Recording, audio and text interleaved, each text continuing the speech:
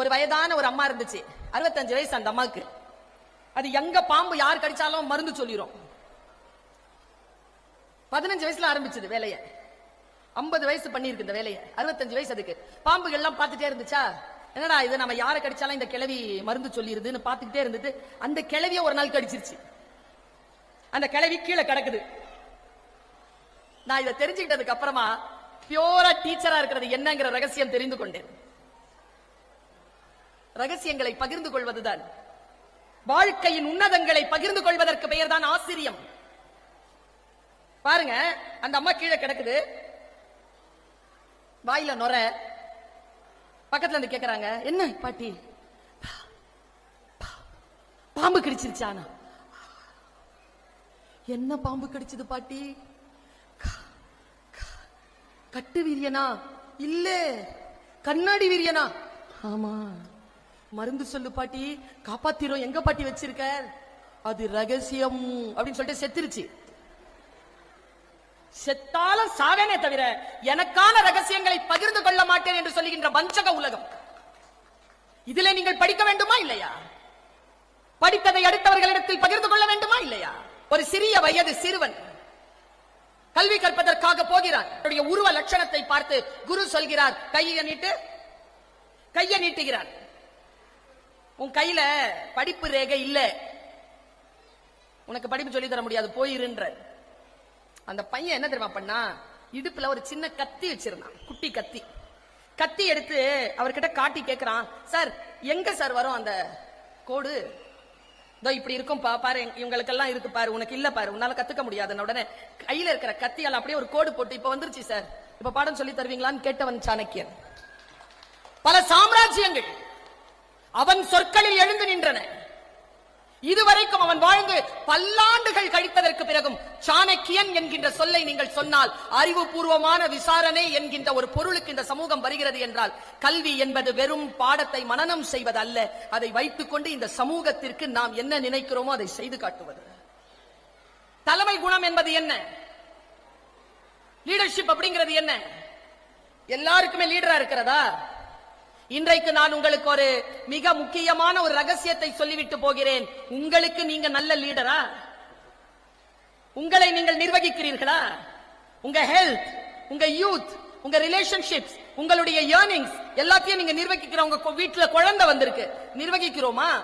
சமீபத்தில் ஒரு ஸ்கூலுக்கு பேச போயிருந்தையா, அந்த ஸ்கூல்ல எல்கேஜி குழந்தை லஞ்ச் சாப்பிட மாட்டேங்குது 3 நாளா. அந்த டீச்சர் திருப்பி அனுப்புறாங்க லஞ்ச. அவங்க அம்மா கிட்ட இருந்து ஒரு கொயரி இல்ல. 3வது நாள் அந்த டீச்சருக்கு பொறுக்கல. என்ன பண்ணுச்சு தெரியுமா? போன் பண்ணாங்க பெற்றோருக்கு. அந்த அம்மா பதில், ரெக்கார்ட் பண்ணப்பட வேண்டிய பதில் என்ன தெரியுமா? அந்த அம்மா சொன்னாங்க, 3 நாளா சாப்பிடலையா? வீட்டுல சாப்பிட்டுறாளே, ஒரு வேலை செய்றீங்களா மேடம்? என்ன கையில போன் வச்சிருக்காங்களா யாராவது? அத கொடுங்க, சாப்பிட்டுருவா. ஸ்கூல்ல எல்கேஜி குழந்தைக்கு டீச்சரு போன் கொடுக்கணும் சாப்பிடுறதுக்கு. இது எக்ஸாமினேஷன்ல விட்டு கொடுக்கிற மாதிரி. என்ன பழக்கம்? எங்கே இருக்கிறது தலைமை குணம்? நம்மை நாமே நிர்வகித்துக் கொள்ளுகின்ற தலைமை குணம் என்பது என்ன? எதாலும் பாதிக்கப்படாமல் இருப்பது தானே. நான் பல நேரங்களில் சொல்வேன், சந்தன மரம் உயர்ந்தது. ஏன் உயர்ந்தது தெரியுமா? அது விஷப்பாம்புகளால் வசீகரிக்கப்பட்டாலும் விஷத்தினால் பாதிப்படைவதில்லை, அதனால் சந்தன மரம் உயர்ந்தது. நமக்கு வருகின்ற தீயவற்றினால் எவ்வளவு பாதிக்கப்படுகிறோம் நாம். படிக்கிறதுக்கான வாய்ப்பு கிடைக்கலைங்க. ஒரு ஆளுக்கு படிக்க முடியல, எப்படியோ வந்தார், பிசினஸ் பண்ணார். ஆனா ஆள் மனசுல ஒரு நெருப்பு இருந்துகிட்டே இருந்தது. நம்மள படிக்க உடலையே இவங்க. 3 ஸ்கூல் கட்டிட்டாருங்க இவருதான். பிள்ளைகளை PhD வரைக்கும் படிக்க வைக்கிறாரு. எப்படி வந்தது? எங்க அப்பா எனக்கு என்ன பேர் வச்சார் தெரியுமா? பர்வீன் சுல்தானா. பர்வீன்னா நட்சத்திரங்களின் கூட்டம். 7 7 ஸ்டார். சுல்தானா அரசி. நான் 7 ஸ்டார் இல்ல, 7 ஸ்டார் குயின் ஆஃப் 7 ஸ்டார்னு எங்க அப்பா பேர் வச்சார் எனக்கு. பேர் எப்படி வைக்கணும் பாருங்க. பொருள் பொறிந்து சொற்களை புரிந்து கொள்ளுதல். இப்போ நான் ஒரு வார்த்தை சொல்றேன், எல்லாருக்குமே லீடரா இருக்கணும்னு ஆசை தானே? எல்லா பெற்றோர்களுக்கும் தான் குழந்தை ஃபர்ஸ்டா வந்துடணும். அப்ப யார் செகண்டா வருது? எல்லாரும் ஃபர்ஸ்டா வந்துடலாமா? ஃபர்ஸ்ட் மார்க் வாங்க படிக்கணும் தான், இல்லன்னு சொல்லல. அந்த சின்சியாரிட்டி இருக்குல்ல, அந்த சின்சியாரிட்டிக்காக தான் நான் பேசிக்கிட்டு இருக்கிறேன். நான் இப்படி சொல்றேன், நம்முடைய வாழ்க்கையில் நாம் எதை சொல்லி தரணும் தெரியுமா? எனக்கு ராமாயணம் மகாபாரதம் ரொம்ப பேசுவேன் நான். காரணம், அது நமக்கு வழிகாட்டுகின்ற அந்த வழிகாட்டுதல் இருக்குல்ல, வேத நூல்கள், உபனிஷதங்கள், புராணங்கள், வேத நூல்கள், இது எல்லாம் கோடிக்கணக்கானவர்கள் பின்பற்றக்கூடிய மிகச்சிறந்த தரவுகள், டேட்டாஸ், ஆவணங்கள். அதை நாம வாசிக்கின்ற பொழுது அந்த கோடிக்கணக்கான ஃபாலோவர்ஸ் இருக்காங்கல்ல, அவர்களுடைய அந்த ஆழமான அந்த ஒரு வைர புள்ளி நமக்கு கண்ணில் படுது. உங்க பெற்றோர்களுக்கு சொல்றேன், இந்த ஸ்கூல் எப்படி கண்காணிங்க தெரியுமா? நான் அந்த ஸ்கூல் நல்லதுக்காக தான் சொல்றேன். அதை எப்படி கண்காணிங்க தெரியுமா? உங்க குழந்தையினுடைய டீச்சர் நல்லா படிச்சவங்களா இருக்காங்களான்னு பாருங்க.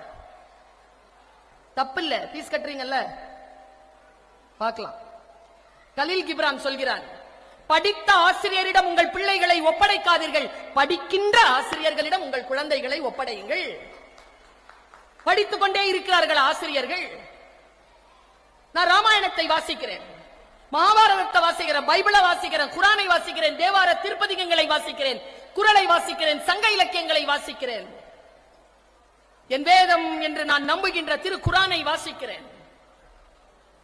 வாசிக்கின்ற பொழுதுதான் உள்ளே இருக்கக்கூடிய பொருள் புரிகின்ற பொழுது வாழ்க்கை வேறு டைமென்ஷன்ல உங்களை உயர்த்துது.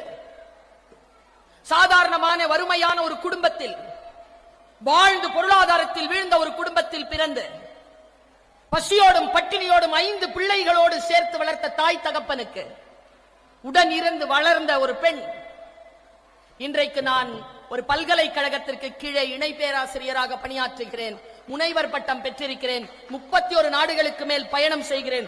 ஒரு டிக்கெட்டை நான் வாங்கினது கிடையாது. படித்ததை அடுத்தவர்களிடத்தில் பகிர்ந்து கொள்ள வேண்டுமா இல்லையா? பாருங்க, ராமாயணத்துல ஒரு காட்சி, 2 பேர் உட்கார்ந்து இருக்காங்க. ஒண்ணு சீதை, பக்கத்துல யாரு? மிஸ்டர் ராம். 2 பேரும் உட்கார்ந்து இருக்காங்க, சாரிஸ்மெட்டிக் கப்பல், பியூட்டிஃபுல்லா இருக்காங்க 2 பேரும். அந்தி மாலை பொழுது திடீர்னு ஒரு மான் வருது. சீதை பாக்குறா, ஹே இட்ஸ் பியூட்டிஃபுல் அப்படிங்கிறா. ராமன் இருக்கார்ல பக்கத்துல, எது அப்படி, see the deer is coming, it's so beautiful. Ram சொல்றாரு, is it? முன்னால வந்துருச்சு. oh I want it அப்படிங்குது. இது யாரு? எனக்கு வேணும். வைர வைடூரியத்தால இருக்கு, தங்க நிறத்துல பளபளத்துட்டு இருக்கு. மானு ஜொலிக்குது. மானு நல்லா தெரிஞ்சுக்கோங்க, இந்த மாதிரி மனைவி ஏதாவது கேட்டாள்னா கணவர் உடனே செய்யறாருன்னு வச்சுக்கோங்களேன். அம்மா அப்பாவா சேர்ந்து தானே வந்திருக்கிறீங்க. இப்ப புது கார்னு வச்சுக்கோங்களேன், புது கார் வைஃப்க்கு ஹஸ்பண்ட் திறந்து விடுறாருன்னா 2த்துல 1 புதுசுன்னு அர்த்தம். இன்னும் கார் புதுசா இருக்குன்னா இல்லன்னா கல்யாணம் பண்ண பொண்ணு புதுசா இருக்கும். ஆனா அந்த ப்ராப்ளம் ராமனுக்கு இல்லை. Raman is a real lover of Sita. அவ சொன்னா, என்னப்பா அது வேணும் அப்படிங்கிறா. இங்க பாருங்க, ஓடி வரா லக்ஷ்மணன். லக்ஷ்மணன் வந்து சொல்றான், அண்ணி அது பொய்மான். உடனே சீதை ரியாக்ஷன் பாருங்க, பொய்மானா முன்னாலேயே இருக்குது. நல்லா தெரிஞ்சுக்கோங்க, ஒரு தண்டனை நமக்கு கிடைக்குதுன்னு வச்சுக்கோங்க பெற்றோர்களே, அதுக்கு முன்னால பல தவறுகள் நடக்கும். பல தவறுகள் நடக்காமல் ஒரு தண்டனை நமக்கு கிடைக்காது. ஒரே ஒரு தப்புக்கு பெரிய தண்டனை எல்லாம் வராது. தொடர்ந்து தப்பு செஞ்சிருப்போம் அந்த குறிப்பிட்ட மேட்டர்ல. இது பொய்மான்னு சொல்றான், பொய்மானா முன்னாலேயே இருக்குங்கிறான். அடுத்தது சொல்றாங்க, அண்ணி நான் புடிச்சிட்டு வரேன், அண்ணன் அனுப்பாத, அண்ணன் பக்கத்திலே இருக்கட்டும். அவ சொல்றா, நாயக நீயே பற்றி நல்குமேயால் நீயே புடிச்சிட்டா. ஏதாவது புருஷன் கிட்ட கேட்டா புருஷன் தான் வாங்கி தரணும், குழந்தைலாம் வாங்கி தரணும் வரக்கூடாது நடுவுல. சீதை சொன்னாங்க. அவ டீடைலா ஏன் நம்ம படிக்கணும்னா இதுக்காக தான் படிக்கணும். ராமன் போனவன் மாரிசனை கொன்றான். வந்த அரக்கனவன் ராவணனுடைய மாமன், மான் வடிவத்தில் வந்தான். சாகும் போது லக்ஷ்மணா சீதா அப்படின்ட்டு ராமன் வாய்ஸ்ல குரல் கொடுத்துட்டு செத்துட்டான். கான்ஸ்பிரசி, சதி. கேக்குறா சீத்தை, ஐயோ ராமனுக்கு என்னமோ ஆயிடுச்சு போ. அப்ப கூட அலாரம் பண்றாங்க லக்ஷ்மண, இல்ல இது ராமன் குரல் இல்லை, இது மாயமானினுடைய குரல். அண்ணி நீ நம்பு. இல்ல ராமனுக்கு ஏதோ ஆபத்து, நீ போல நான் தீ குளிப்பேன். அவன் போகும்போது அனந்த ராமாயணத்துல தான் இருக்கு, கம்ப ராமாயணத்துல, துளசி ராமாயணத்துல, வால்மீகி ராமாயணத்துல இது இல்ல. நான் தேடி பார்த்துட்டேன், இல்ல. ஒரு கோடு போட்டு சொல்றா, அண்ணி நான் வர வரைக்கும் இதுக்குள்ள இரு, நான் அண்ணனோட இதோ திரும்பி வரேன்னு சொல்லிட்டு கோடு போட்டு போனா பாருங்க. அந்த டைம் பார்த்து நம்ம ராவணன் வந்துட்டான். பிச்சாந்தேகினா, சோறு கொடுத்தாயினா, உள்ளவா சாமி சோறு போடுறேன், வெளியில வர முடியாத சூழல் இருக்கு, நான் சன்னியாசத்துல இருக்கிறேன், நீ கிரகஸ்தத்துல இருக்கிற, நீ வெளியில வரலாம், நான் உள்ள வர முடியாது தாய், போட்டா போடு, இல்லன்னா நான் சபிச்சுட்டு போயிருவேன். உடனே ஐயோ நமக்கு நம்ம புருஷன் வேற வெளியில போயிருக்காரு, இந்த சாபம் ஆகாதேன்னு வந்து கோட்டை தாண்டினாங்க. இதுவரைக்கும் சீதை செய்த பிழையாக சொல்லிக்கிட்டே இருக்குமா இல்லையா? லக்ஷ்மண ரேகா, லக்ஷ்மண ரேகா, லக்ஷ்மண ரேகா. சீத கோட்டை தாண்டனா, சீத கோட்டை தாண்டனா, சீத கோட்டை தாண்டனா. இன்னைக்கு பர்வீன் சுல்தானா ஒரு சிந்தனையை உங்க முன்னால வீசுற. சொற்கள் வலிமையானவைதான். நாம் நம் குழந்தைகளுக்கு டெய்லி சொல்லிக் கொடுக்கிறோம்ல, எத்தனை விஷயங்கள் சொல்லிக் கொடுக்கிறோம். ஆனால் உங்கள் அத்துணை பேரையும் நான் வணங்கி விரும்பி கேட்டுக்கொள்வது, இந்த ஆசிரியர்கள் கிட்டையும் சரி, பெற்றோர்கள் கிட்டையும் சரி, உங்களுடைய மாணவருக்கோ உங்களுடைய பிள்ளைக்கோ ஏதேனும் ஒரு அறிவுரையை நீங்கள் கொடுக்கிறீர்கள் என்று சொன்னால் ஒரு இறை பிரார்த்தனையுடன் அந்த அறிவுரையை சொல்லுங்க. ஏன்னா சொல்லிட்டோங்கிற திருப்தி உங்களுக்கு வந்துருது, கேட்கக்கூடிய கெப்பாசிட்டி, புரிஞ்சுக்கிற வாய்ப்பு அந்த குழந்தைக்கு இல்லாம போயிடுது. குழந்தைகள் மாணவர்கள் சொல்லக்கூடியவற்றை புரிந்து கொள்வது என்பது ரொம்ப முக்கியம். ஏன் தெரியுமா?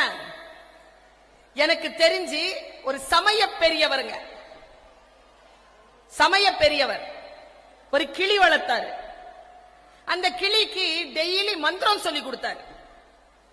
டெய்லி மந்திரம் சொல்லுச்சு கிளி. அது ரொம்ப நாளா இருக்கு அவர்கிட்ட. மந்திரத்தை ஸ்டார்ட் பண்ணார்னா சரசர சரசரன்னு சொல்லும். இப்படியே வளர்த்துக்கிட்டு இருந்தவர் நிறைய மந்திரங்களை சொல்லி கொடுத்தார். ஒரு நாள் அவர் வீட்டை பூட்டாம வெளியில பக்கத்துல போயிட்டு வரலான்னு போனார் பாருங்க. அந்த கூண்டு கீழே தான் வச்சிருந்தார், மேல தொங்க போட்டு இல்ல, கீழே வச்சிருந்தார். ஒரு பூனை வந்துருச்சு. சரியா? பூனை உள்ள நுழைஞ்சி கதவை திறந்து கிளியினுடைய கழுத்தை புடிச்சிருச்சு. இப்போ அந்த சமய பெரியவர் உள்ள நுழையிற, ஆனா கம்ப்ளீட்டா வாய் வந்து பூனையினுடைய வாய் அதனுடைய கழுத்தை பிடிச்சிருச்சு. கொஞ்ச நேரத்துல உயிர் போக போகுது, கிளியினுடைய உயிர் போக போகுது. சமய பெரியவர்கள் என்ன சொல்கிறார்கள்? இறக்கின்ற பொழுது நம்ம அந்த இறை சிந்தனையோடு இருக்கணும், அப்படித்தானே? இப்போ அவ்வளோ சொல்லி கொடுத்த அந்த கிளி சாவும்போது என்ன சொல்லிட்டு சாவுன்னு நினைக்கிறீங்க? மந்திரம் சொல்லிட்டா சாவும்? டைன் டைன்னு கத்திக்கிட்டு செத்து போச்சு. நாம் கற்பதெல்லாம் அப்படித்தான் இருக்கிறது, நமக்கு சொல்லப்படுவதை கேட்பதெல்லாம் அப்படித்தான் இருக்கு. சூழலுக்காக நாம் கேட்டுக்கொள்கிறோமே தவிர நம்முடைய ஆன்மாவிலே அந்த சொற்கள் நமக்கு கலக்குதா? இன்றைக்கு சத்குரு ஜக்வி வாசுதேவ் அவர்களுடைய ஒரு காணொளி பார்த்துட்டு இருந்தேன். ரொம்ப அழகா ஒரு விஷயம் சொல்லி இருந்தாருங்க. I was fascinated. அந்த ஸ்டேட்மெண்ட்ல ரொம்ப நல்லா இருந்தது ஸ்டேட்மெண்ட். அவர் சொல்றார், 33 வயசுல ஒரு மனிதனை சிலுவையில அறையிறாங்க. அவர் பேர் ஜீசஸ். 33 வயசுல கொலை செய்யப்படுவது என்பது ஒன்றும் சாதனை அல்ல. அந்த மனிதன் ஒன்றும் சாதிக்கல அதன் மூலமா. ஆனாலும் ஏன் அவர் இந்த உலகத்தில் மிக முக்கியமான மனிதரா இருக்கிறார்? அவர்கிட்ட ஏன் இறைத்தன்மை இருப்பதாக இத்தனை கோடி பேர் நம்புகிறார்கள்? ஒரு குவாலிட்டி தான் பேசினாருங்க. ஒரு குரு பேசுறார், நீங்க கேட்டுக்கங்க, கேட்டுக்க மறுத்துக்கோங்க. அவர் என்ன தெரியுமா பேசுறார்? அந்த உலகம் அவரை சாடுகிறது, அவரை அடிக்குது. அவர் என்ன மனநிலையில் இருக்கிறார் தெரியுமா? இவர்கள் என்ன செய்கிறார்கள் என்பதே தெரியாமல் செய்கிறார்கள் என்ற மனநிலையில் இருக்கார். மன்னிக்கிறார். இவருக்கு அகேன்ஸ்டா செஞ்ச எல்லா வேலைகளும் அவர்கள் அறியாமையில் செய்கிறார்கள், தெரிந்து கொண்டால் செய்ய மாட்டார்கள் என்று சொல்ற, அதை பொறுத்துக்கிறார். சொல்லிட்டு அந்த குரு சொன்னார், இந்த உலகம் கசப்பை உமிழ்ந்தால் உடனே நாம் கசப்பாகி போகிறோம். இந்த உலகம் கோபப்பட்டால் உடனே நாம் கோபமாகி போகிறோம். இந்த உலகம் கசப்பை எண்ணினாலும், இந்த உலகம் கோபத்தை திணித்தாலும் நாம் நாமாக இருத்தல் என்பது இறைத்தன்மையில் ஒன்று. அதை ஜீசஸ் கிறிஸ்து செய்தார் என்று அவர் சொல்றார். நான் சில விஷயங்களை கற்றுக்கொள்கிறேன். எது கல்வி என்றால், யார் எது நம்மை ப்ரோவோக் பண்ணாலும் ப்ரோவோக் ஆகாம இருக்கிறோமா? நம் குழந்தை எப்படி இருக்கிறதா? ஒரு காணொளி பார்த்து பதறி போன 20 வயது இளைஞன் ஒருத்தனை கொலை பண்ணிட்டான். ஸ்டேட்மெண்ட் கொடுக்கறான், என்ன கொலை பண்ணன்னு சொன்னா அதனால நான் பண்ணிட்டேன். 20 வயசுங்க. எப்படியான குழந்தைகளை நாம் வளர்க்கிற புத்தி இருக்குல்ல, இந்த புத்தியை ரொம்ப சரியா வச்சுக்கணும். இந்த புத்தியை சரியா வச்சுக்கிறதுனா என்னது? ஒரு பிச்சைக்காரன் உட்கார்ந்து இருந்தான். நம்மள யாராவது அப்படி இருக்கோமான்னு பாருங்களேன். ஒரு பிச்சைக்காரன் உட்கார்ந்து இருந்தான். ராஜா வந்தார். வந்த ராஜா ஒரு செப்பு காசு தூக்கி இப்படி போட்டார். கேட்ச் பிடிக்க தெரியாம சாக்கடையில விட்டுட்டான் பிச்சைக்காரன். சாக்கடையில கை போட போன உடனே அவரு சொன்னாரு, யாரு மன்னர், கை போடாத, நான் வெள்ளி காசு தரேன். இறங்கி வந்து வெள்ளி காசு தந்தார். வெள்ளி காசை வாங்கிட்டு மறுபடியும் கை போட்டான். வலிக்குதுரா செய்யாத, இந்த தங்க காசு. தங்க காசு வாங்கிட்டு மறுபடியும் சாக்கடையில கை போடுறான். அந்த செப்பு காசுக்கு போறான். ஒரு தங்க முடிப்பை கொடுத்தாருங்க, வச்சுக்கடா. வச்சுக்கிட்டு இப்படி பார்த்துட்டு மறுபடியும் கை போடுறான். ராஜா சொன்னார், உன் குணத்தை எப்படிடா மாத்துறது? நானு ஒண்ணு செய், பாதி ராஜ்யத்தை தரேன், பாதி ராஜ்யத்தை தரேன். அவன் சொன்ன பதில் என்ன தெரியுமா? அந்த பாதி ராஜ்யத்துல இந்த சாக்கடை பகுதி வருமான்னு கேட்டான். என்ன பண்ணுவீங்க அவனை? எப்ப போனாலும் என்ன செஞ்சாலும் இந்த புத்தியில கீழே போனா மனதை திறந்து கொள்ளுங்கள். கதவை, மனக்கதவை திறந்து வையுங்கள். நான் ஒரு உதாரணத்தை சொல்லி அமைகிறேன். 10 நிமிஷம் இருக்கு எனக்கு இன்னும். நான் ஒரு உதாரணத்தை மட்டும் சொல்லிவிட்டு போகிறேன். சமீபத்தில் ஒரு புக் ஃபேர்ல எனக்கு வந்த தகவலுக்கு அடிப்படையில் இதை நான் சொன்னேன். அந்த தகவலை நீங்கள் வாங்கி வைத்துக் கொள்ளுங்கள். வேணும்னா போய் நீங்களே பார்த்து தெரிந்து கொள்ளுங்கள். உங்க எல்லாருக்குமே ஒரு இயக்குனர் தெரியுமா? அகத்தியன். அகத்தியன்ற ஒரு இயக்குனர். இதை ஏன் தெரியுமா சொல்றேன்? இங்க சில பேர் நம்புறீங்கல்ல, பிரபஞ்சத்தை நம்புறீங்க. நம்பலனாலும் சொல்றேன், இந்த கூட்டத்தில் ஒருத்தராவது இருப்பீங்க நான் பேச வரேங்கிறதுக்கு, என் பேச்சை கேட்கறதுக்காக வந்தவங்க ஒருத்தராவது இருப்பீங்க. இருக்கீங்களா? நிறைய பேர் இருக்கிறீங்கல்ல. உங்களுக்கு ஒரு விஷயம் தெரியுமா? இதுல யாரோ ஒருத்தர் ரொம்ப தீவிரமா இருந்திருக்கிறீங்க. உடனே என்ன தெரியுமா பண்ணிச்சு பிரபஞ்சம்? பர்வீன் சுல்தானா புடிச்சு கட்டி இழுத்து கொண்டு வந்து உங்க முன்னால வீசி, இதை பேசு பேச வச்சிருக்கு பாருங்க. மரக்காணத்துல வந்து நாம எப்ப பேசுறது? நானு உங்களுடைய ஆழமான ஏதோ ஒரு டிசைர் ஒருத்தரை இழுத்துட்டு வந்துருங்க. எதை நீங்கள் நேசிக்கிறீர்களோ, ரூமி சொல்கிறான், நீ எதை தேடுகிறாயோ அது உன்னை தேடுகிறது. நான் இதை போய் ஒரு 17-18 வயசு பசங்க கூட்டத்துல சொல்லிட்டேன். அதுல ஒருத்தன் எழுந்து கேட்கிறான், நிஜமாவா மேடம்? நம்பலாமா மேடம்? நான் எதை தேடுகிறேனோ அது என்ன தேடுதா மேடம்? ஓ, நான் சொல்ல வந்தது வேறப்பா. பிரபஞ்ச சக்தி ரொம்ப அற்புதமானது. எனக்கு தெரியல உங்க வீட்டுல ஏன் அந்த குழந்தை வந்து பிறந்திருக்குன்னு. என் வீட்டுல பிறந்திருக்கலாம்ல, அது ஏன் உங்க வீட்டுக்கு வந்து பிறந்திருக்கு? இயற்கை, இறைவன், இந்த பிரபஞ்சம் உங்களையும் உங்கள் கணவனையும் உங்களையும் உங்கள் மனைவியையும் இந்த குழந்தைக்கான பொறுப்பாக தேர்ந்தெடுத்திருக்கிறது என்பதனை மட்டும் நீங்கள் மனதில் நினைச்சுக்கிட்டு அந்த குழந்தையை அணுகுங்க. இனிமேல் நான் அகத்தியன் விஷயத்தை சொல்றதுக்கு முன்னால சொல்றேன். 12 பேர் சீடர் கொண்ட ஒருத்தர் எப்ப பார்த்தாலும் சீடர்களை திட்டிக்கிட்டே இருப்பாராம். இந்த ஆசிரியர் ஒன்றை சொல்லிவிட்டு போகிறேன். குழந்தைகளுக்கு எதிராக வசை சொற்களை சொல்லாதீர்கள். Don't raise your voice, raise your words. ஆழமான விஷயங்களை பேசுங்க. கெட்ட வார்த்தை சொல்லி வளர்க்காதீங்க பிள்ளைகளை. வசை சொற்கள் குழந்தைகளின் ஆளுமை தன்மையை குறைக்கிறது. சைக்காலஜி